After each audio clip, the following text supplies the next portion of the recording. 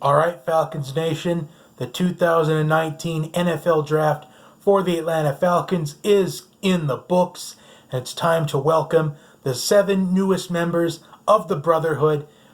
So, I'm going to go over all of the picks that the Atlanta Falcons made in this NFL Draft all throughout this weekend, and at the end, I'm going to sum up how I feel like this draft class for the Atlanta Falcons as a whole could pan out for the Falcons and an overall rating on it.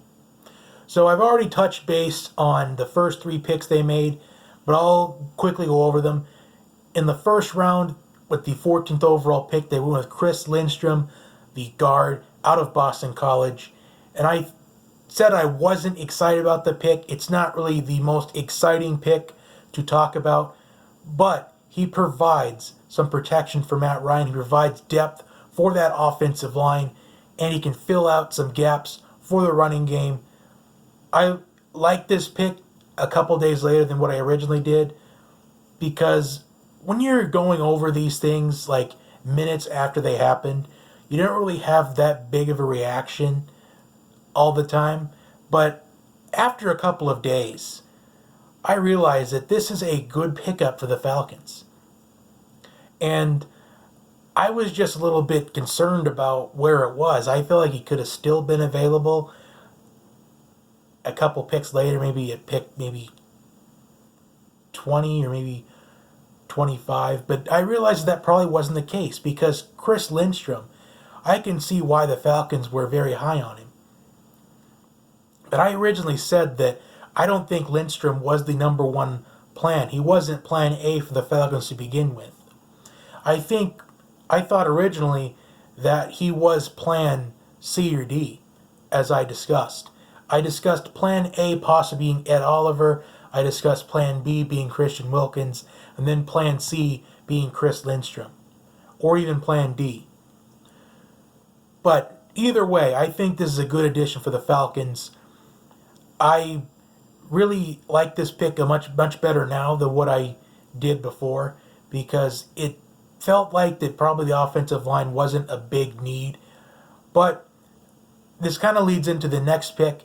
The Falcons traded back into the first round on Thursday night with the LA Rams, and the full trade went like this. The Falcons would get pick number 31 and pick number 203 in the 6th round. And in exchange, the Rams got back the Falcons' 2nd round pick and 3rd round pick. And that's why I didn't like the Caleb McGarry pick to begin with. I kind of still don't like it. I mean, I've got nothing against Caleb McGarry, as I said. They went out of the offensive tackle out of Washington. I have nothing against him. But I just didn't like how it seemed that the Falcons, they seemed to reach for him at that point. I felt like they could have gotten him in that 2nd round, because as I was watching the 2nd round play out, it seemed like he was going to be there when the Falcons were going to make a pick in the 2nd round. Because as we saw Byron Murphy, Rock Yassin, we saw Jawan Taylor, Cody Ford, Greedy Williams, Drew Lock, just among the few that were taken off the board. It just seemed like he was still going to be there in the 2nd round, and that's why I gave that pick such a low rating at first, was because of what they gave up. And that's still the case, but I think possibly it's going to be worth it. I'm hoping it is worth it. I think it will, though. I have trust in Dan Quinn and Thomas Dimitroff, but if it doesn't work out, I'm sure a lot of the Falcons fans may possibly start turning on Dimitroff and Dan Quinn. They may start turning on him. So, with trading up for Caleb McGarry with pick 31, the consequence for that was there was no pick in the 2nd round or 3rd rounds, so their next pick was not until day 3, and that was in the 4th round. And with the 111th pick, the Atlanta Falcons went with Kendall Sheffield, cornerback out of The Ohio State University. And I talked earlier about how I like his speed and his ability to get to the football, his ability to close in on plays. He could end up being a lockdown corner.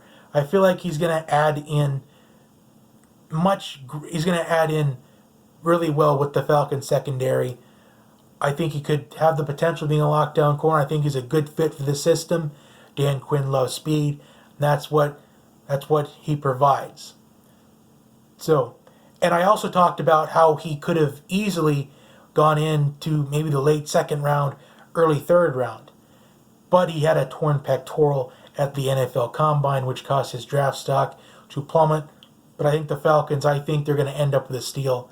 I think he's going to make an immediate impact in the Falcons secondary in 2019. And they had another pick in the fourth round, pick number 135, and they went with John Kaminsky, the defensive end out of Charleston, West Virginia. So at first, I didn't know who he was, so I had to do a little bit more research on him. That's why I didn't come back on immediately after the Kendall Sheffield pick. I decided at the end I was just going to wait until all of the picks were made and then do a full recap. So that's why I didn't come back right away. But I think this could work out. However, I think he's coachable. But I think he needs to bulk up a little bit so he can compete with against fellow offensive linemen. But he did very well at the Senior Bowl. He really excelled. He really stuck out amongst quite a bit of people at the Senior Bowl. And he was rated arguably the best small school prospect. But like I was saying, I feel like he needs to bulk up for him to add a huge presence and immediate impact to the Falcons defense. I don't think his impact is going to be immediate, but I think if he bulks up and if he can be well coached, I think he could make an impact. In round 5, they had 2 more picks. They had pick number 152. They went with Quadre Olison, the running back out of Pittsburgh. And I liked what I saw looking at Olison's tape before I hit the record button. I think this is the power back that the Falcons were needing for quite some time now, and I think he may end up getting more reps, more touches in a game, because the Falcons needed to make a selection here. They needed to have a power running back, and I think Olison, he fits the bill. The Falcons have gone with running backs at this point in the draft in the past. They went with Ito Smith just a couple of years ago, and they've gone with Brian Hill in the past. And right now, Brian Hill didn't pan out at all in Atlanta, and Ito Smith, he hasn't been as productive as I'm hoping for, but that's arguably because of Tevin Coleman getting a lot of touches, and with Devonta Freeman getting some touches as well. So this could be a good pick for the Falcons. This may end up being that diamond in the rough pick that the Falcons are hoping for. And I think he's going to get possibly maybe 6 to 8 touches a game to begin the season. But then his touches and reps, they may go up depending on how the season goes along. Because depending on Devonta Freeman's health, that's a huge factor as well. And I think he fits well in the Falcons system. He can really score. It provides a goal line threat for the Falcons running game. And I think this could be that diamond in the rough pick. So with pick number 172, they went with Jordan Miller, the cornerback out of Washington. And I liked this pick as well. Now the Falcons have gone with 2 corners. They've gone with Sheffield of Ohio State and Jordan Miller, corner out of Washington. But I think Jordan Miller is very underrated. I think now with adding in Jordan Miller, there is depth in that Falcons secondary. The Falcons could have one of the most lethal secondaries in the National Football League, depending on how they're developed. If they're developed very well, the Falcons secondary will be a threat for years to come. And I think Jordan Miller, he didn't get a lot of hype because he was alongside Byron Murphy, who got a bunch of hype, who was a first-round prospect. And I think Jordan Miller, I think he could be a stealer for the Falcons in the 5th round as well. So it seems to me that, actually there's one more pick to go over and I'll talk about it. So moving into the final pick that the Atlanta Falcons made. This is in the 6th round, and with pick 203, the Atlanta Falcons went with Marcus Green out of Louisiana Monroe. Now, I couldn't really specify what he was because ESPN says he's a running back, NFL Network says he's a wide receiver, or like NFL.com says a wide receiver. But if I had to guess, Marcus Green is going to be the kick returner. I think Marcus Green's going to mostly be used for special teams because in his tape, he was very effective in special teams. He's also a pretty talented wide receiver, so I think he's going to be used more in special teams than he will on the actual offense itself. So I think the Falcons, when I look at these 7 new picks, as we look at Lindstrom, McGarry, Sheffield, Kaminsky, Olesen, Miller, and Green. Overall, I think the Falcons draft, I think it was a solid one.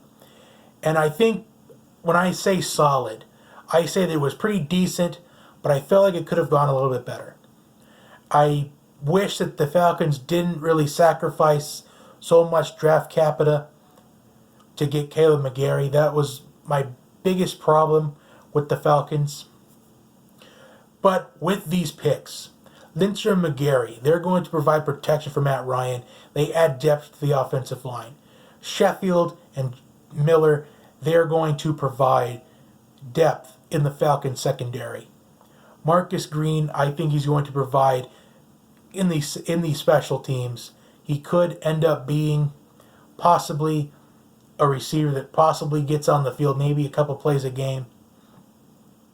But I think he's going to be more used for special teams.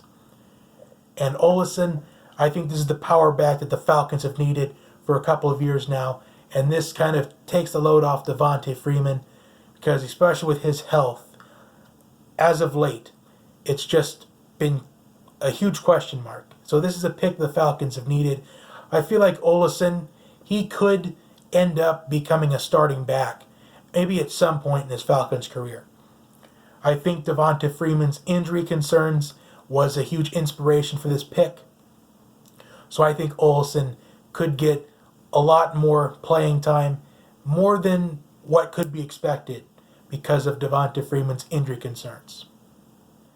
And John Kaminsky, I feel like he can be an impact if he bulks up and if he can be well coached.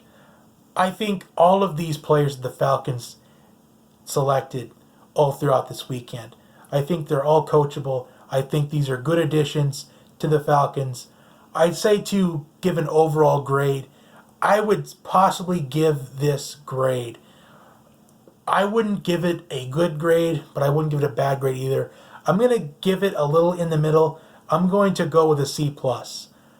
I think that's a little bit average and a little bit above average. I feel like depending on how this class lines up, I'd say at first glance it's a C+, but I think they could be coachable, and I think they can really make an impact on this Atlanta Falcons team.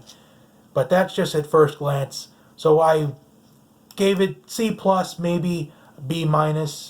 I think it's much better than what I originally thought it was going to be, as my final thought. So, Falcons Nation, how do you feel about these new additions to the Brotherhood?